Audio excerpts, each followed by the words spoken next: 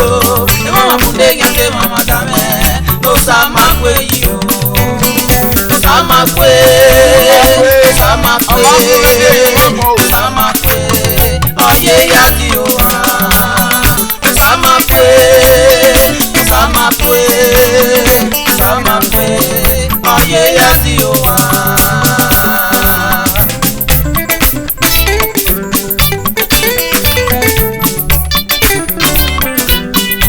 Sabe como na ya yoma e mama ne ya te mama da meni ya du na ni o sabe como na ya yoma e mama ne ya te mama da meni sandera me return to sender o ndale yare ore ni ya mo ye se ba me mo no mi ya o ni mama ko sandera me ye ya pito no baby o sama kwe sama kwe sama kwe oye yati o wa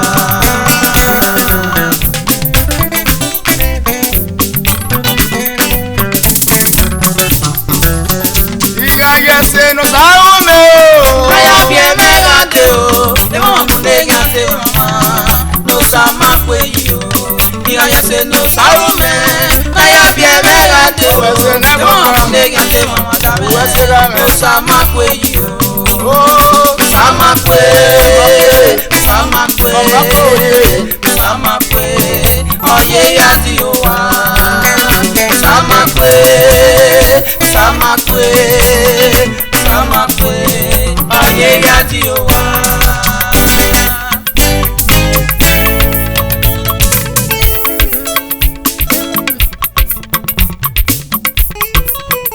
rere wo baba emwe mwe no ke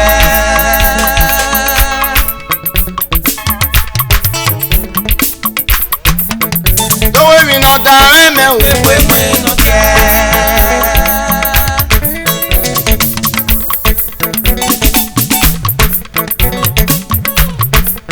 doki o ya na me o baba emwe mwe no ke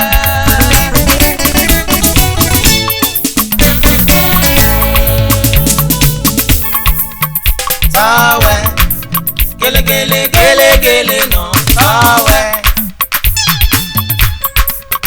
sawe gele gele gele gele no sawe wa gbalu ma me fun Jesu gade sawe gele gele gele gele no sawe wa gbole papo fun Jesu gade sawe gele gele gele gele no sawe when agbon popo bu Jesu gade sawe gele gele gele gele no sawe when agbon loro bu Jesu gade sawe gele gele gele gele no sawe otun no le li Jesu ro pa ma fi ato sawe gele gele gele gele no sawe haba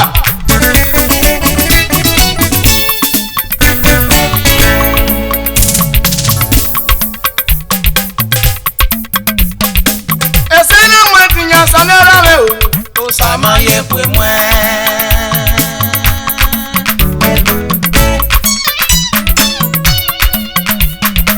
eno mo tinya sanera me gele gele no sama ye fue mwe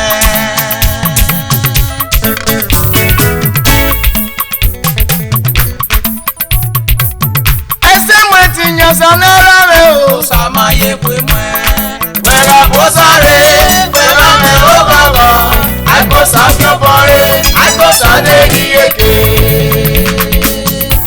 o sama ye fue mwe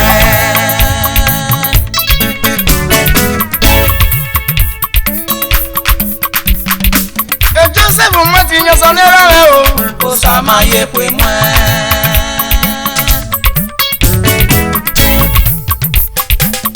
ese mo tinya sanera me o sama ye fue mwe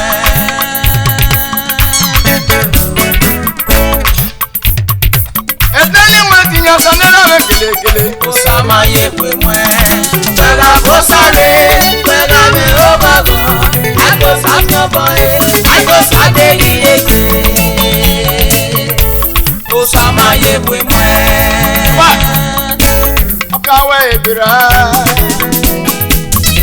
awa be set we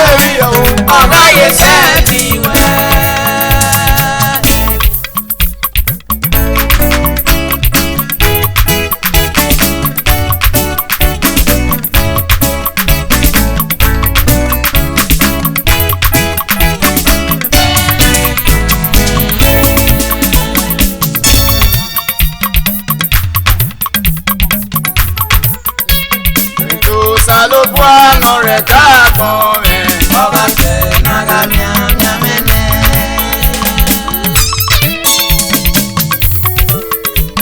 Ito salubwa no reta come. Oba pe naga mia mene. Oh, Oba pe naga mia mene. Aba. Abi yo bi to an. Ìyàwó yìí tó pọ́n mẹ́sẹ̀ nù ẹ́ wù mẹ́. Máìkì ni àkẹ́sùn ẹ̀.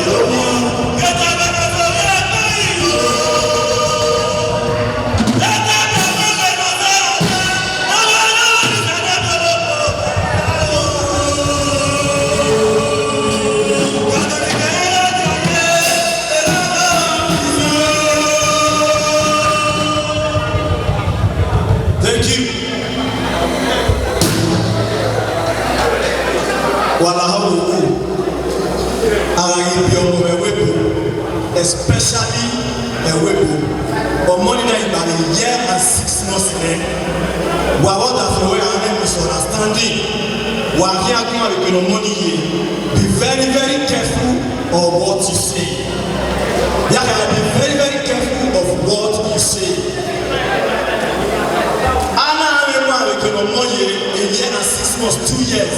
Also, I am picking name me itego you. Iyomo o ayi mutamo da fo, eromo o ayi mutamo wo. Owo balo.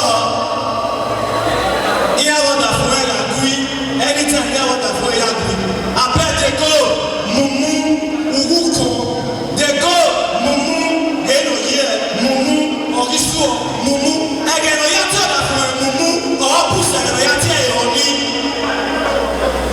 Edoma ile o galina travel eroba.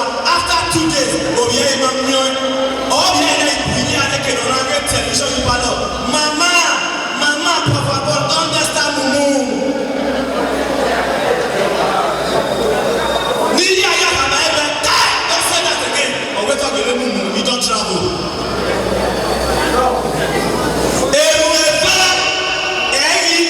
For more than 6 months now. Osalopa went in Brunei for 1 year.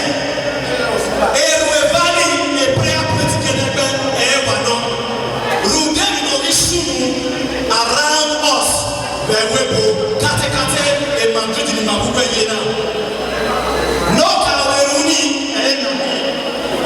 Ina was Salopua, Kovo, no he walked the Anewa, Okadi Mugo, Omani Woyo, Baba everybody for many years.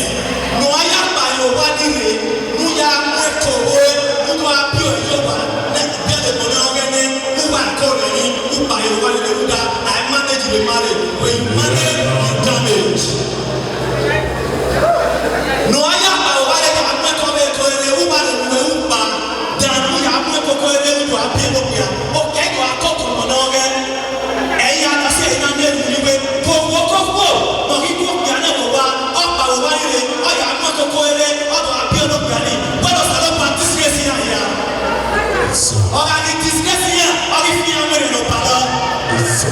Lupo Jeba, ina weko ya baba kubero bane, umuyo yomo, umamuyo yomo, baba ego bapane, una bepawale, una yago beko bobo eboe, osalopa uyo bima ruda, ibe kiamami. Mama yo do dere.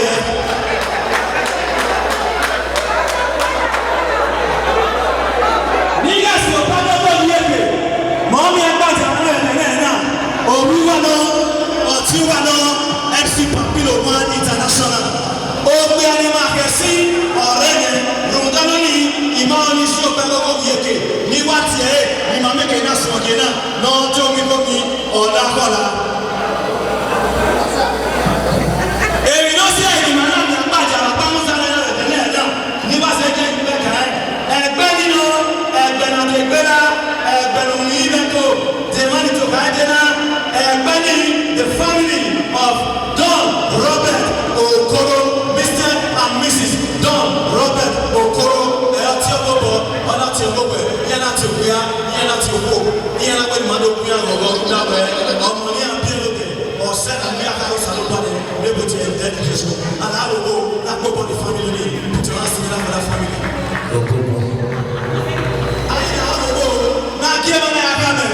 Mr.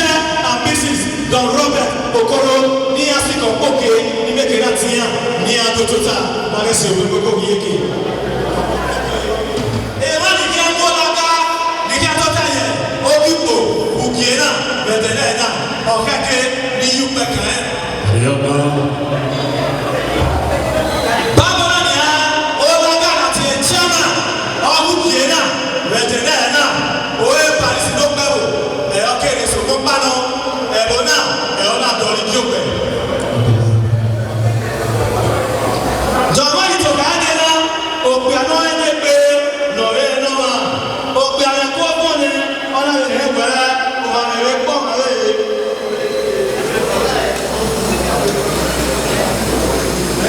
Opiani no, neya opone, jomani to gadena iketie, ayi bien.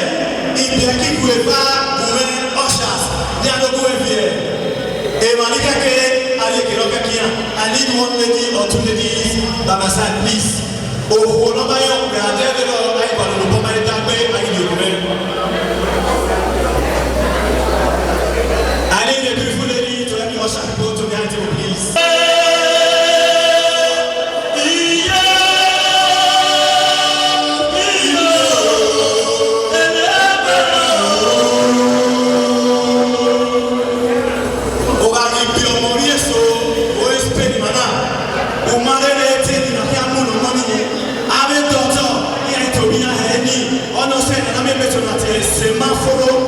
It's gender, Westman.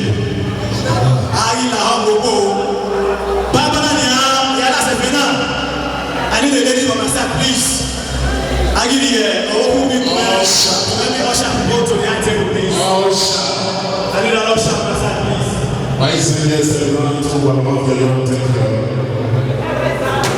I need an usher, please.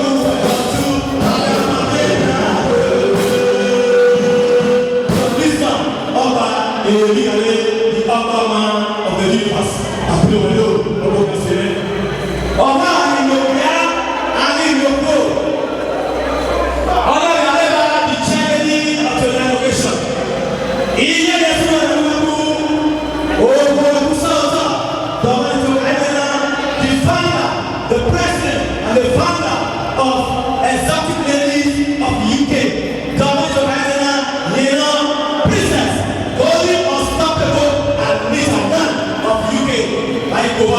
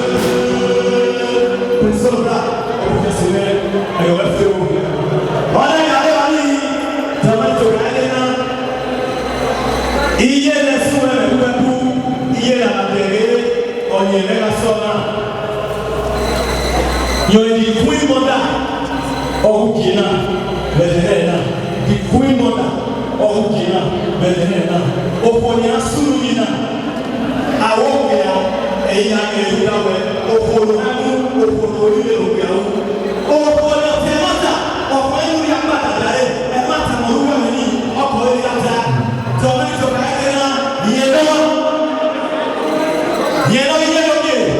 Princess Josephine. Princess Josephine of Moscow, the queen mother of tonight location. I go on a minute.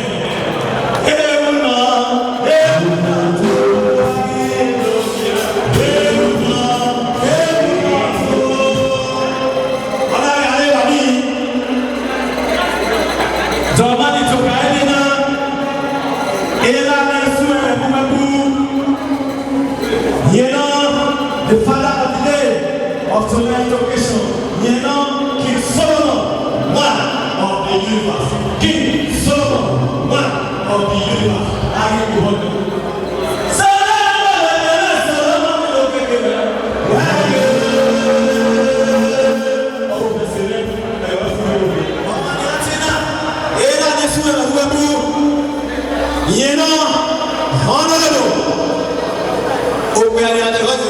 My personal president. The mighty man in battle, the one to Canada, honorable brother, a friend that is very close to my heart. We are the time here, without the time without. So when to Canada, the question is what can I do without you? I'm talking about the great Tombani.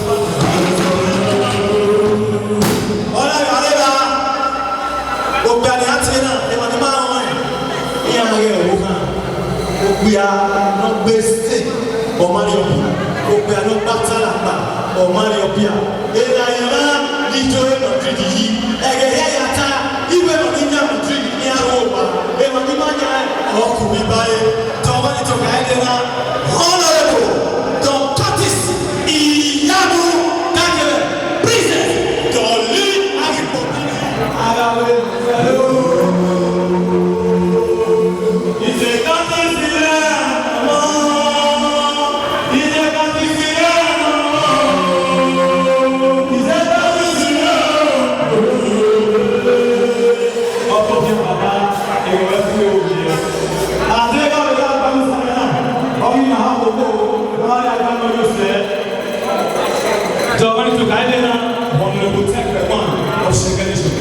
Honorable Secretary of Federation to the acting. Honorable Secretary to the acting police. Secretary and Bahamas to the acting.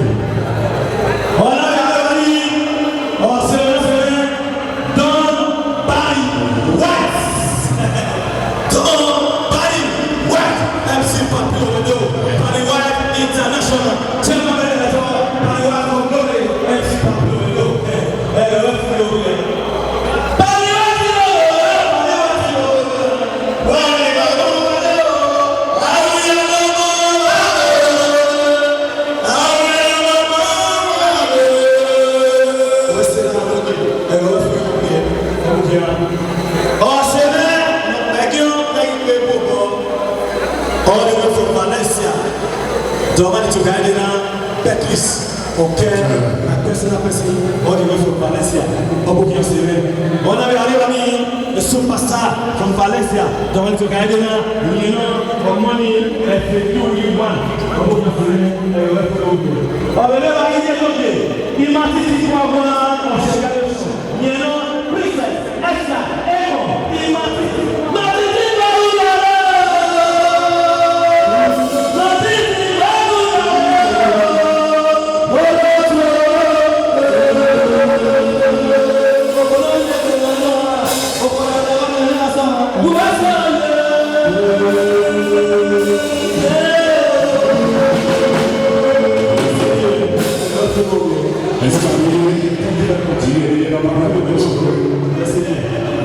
Special friends, Lady Simple, President, special friends of Lerina.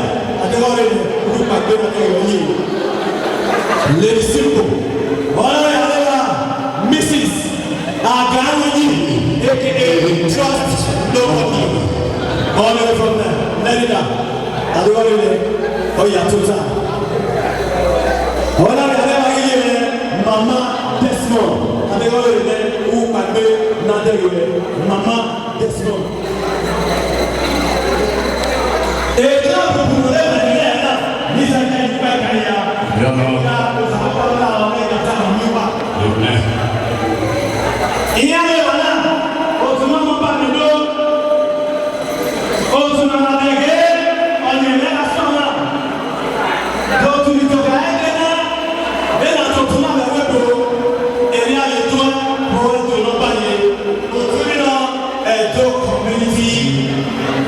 Madrid.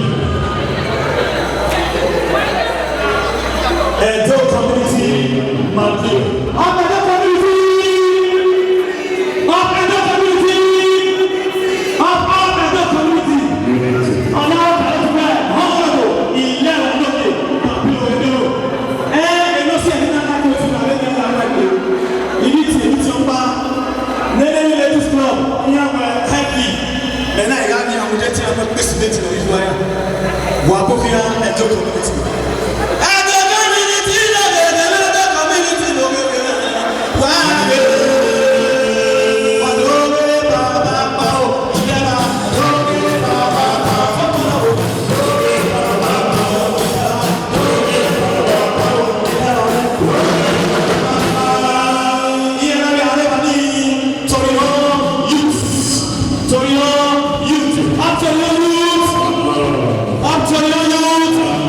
Up to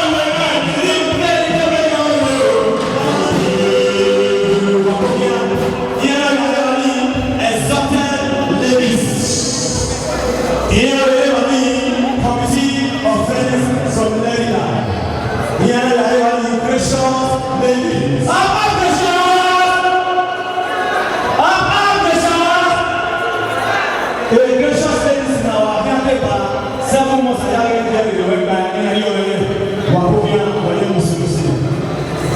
Papa, yeah, as a fan, the answer, Mr.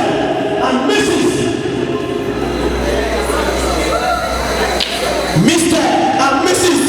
No, near the Tota, not making us from dinner.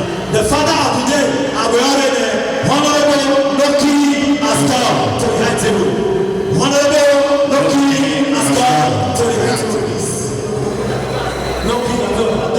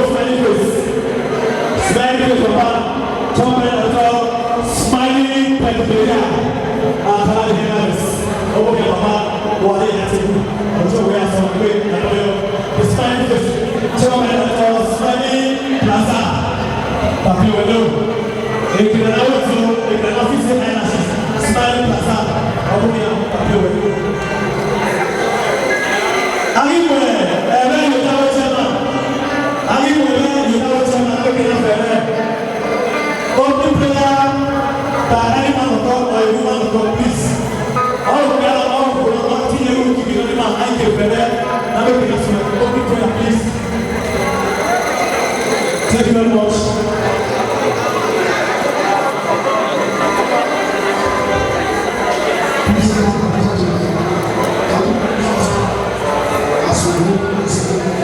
Let's stand up for opening prayers, please.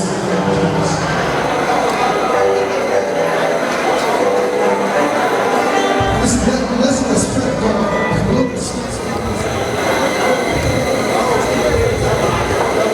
The people don't respect anybody, they respect the Creator.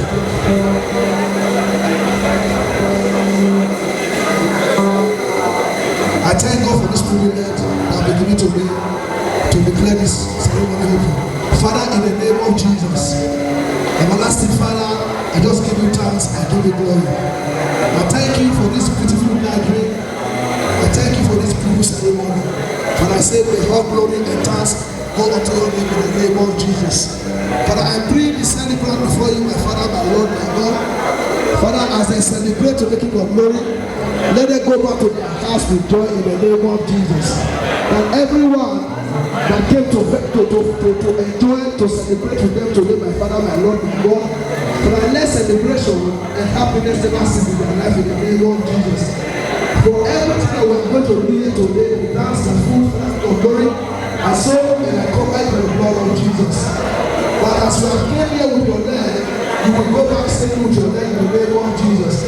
For this I make other blessing, I ask in the name of the Father, the name of the Son, the name of the Holy Spirit. For in Jesus' mighty name I pray. Thank you very much, my brother. Thank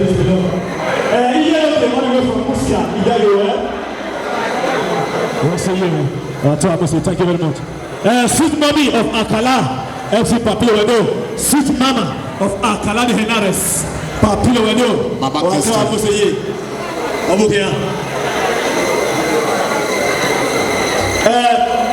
Traditional breaking of coconut. Ari Mwebene, Odawe, the chairman of the occasion, Don Lisma, Ogba Erigare, Ogba Hotel, Okada, for breaking of coconut. Traditional breaking of coconut. Ari Mwebene, the chairman.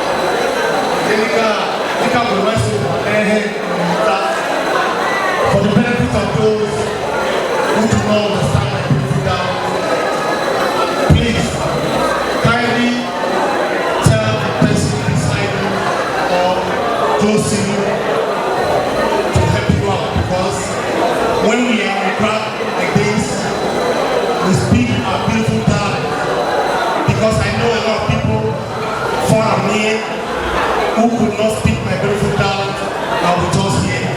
You guys are welcome.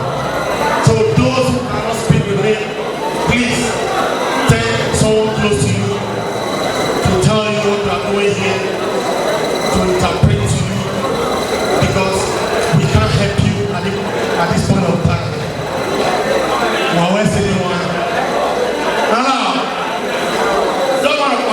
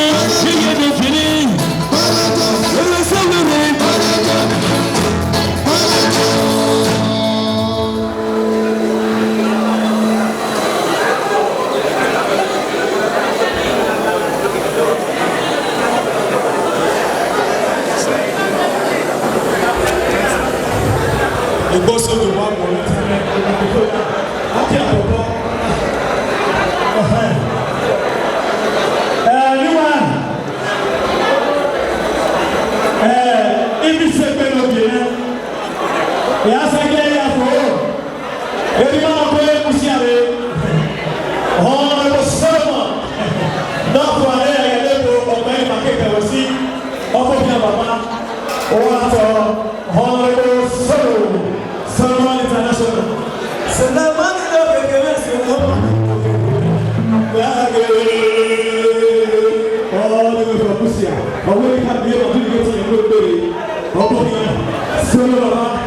Solo International, Popular Window, I love you here. Solo International, all the way from here. What I'm hoping, and I will say you. Yeah, we can have my own. I'm going to be able to forget it. I will say you. Anyone? Yeah, that's a very active Mr. and Mrs. Robert Okoro and family to dance. Only dance by Mr. and Mrs. Robert Okoro, no longer one of Sugar. Only dance. Mommy, no, all the way from Germany. Mommy, no, all the way from Germany.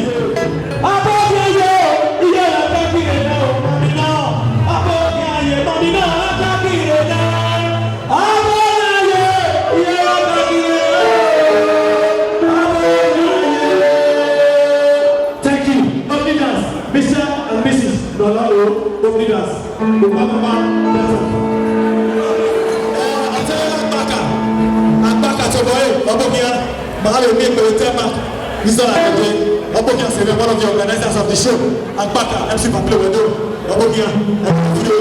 Mr. Patrick, aka Abaka, one of the organizers of this show. Mahalo Ragbe, Isalabo, Wikubeo, Woyema, Osio, also,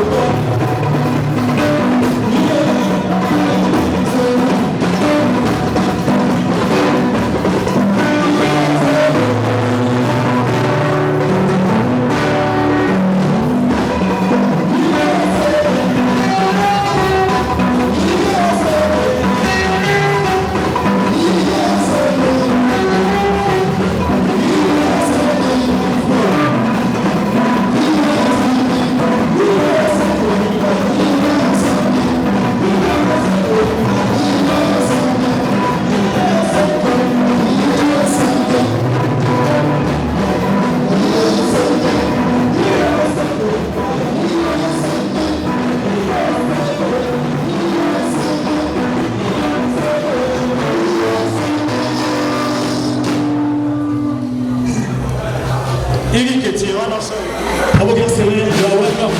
You are welcome. First, I want to share to dance.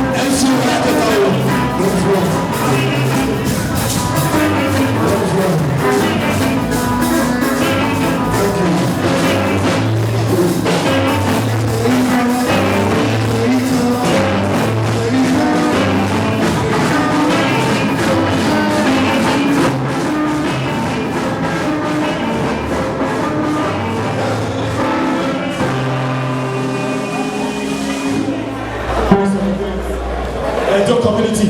Okay, this one, okay. Other community. Other community. Unity. Other community. Your money are like one, but the one you want. You don't feel on you. Okay, I know all of you. I will say, well, I want to say, what is your plan? Why do you want to do it?